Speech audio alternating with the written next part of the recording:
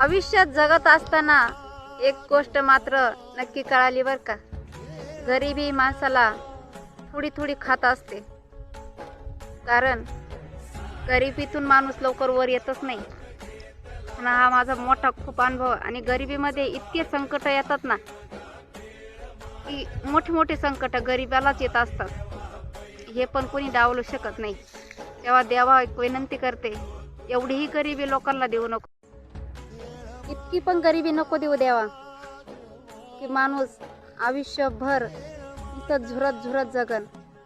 थोडंफार असंही दे काहीतरी, की तो काहीतरी थोडंफार बसून 2 घासं जेवण तरी जेवला पाहिजे. एवढं काय पाप केलेलं असतं गरिबीनं. आणि गरीब जन्माला येणं काय पाप आहे का? जे आलंय ते त्यांना संकटाला तोंड पण द्यावं लागतं. पण एवढंही नको. किती गरिबीतून दूर होता होता त्या माणसाचं पूर्ण आयुष्यच बदलून जात असतं.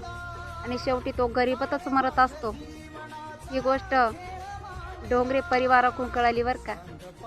खरंच तुमचं मत काय आहे मला नक्की कमेंटमध्ये सांगा.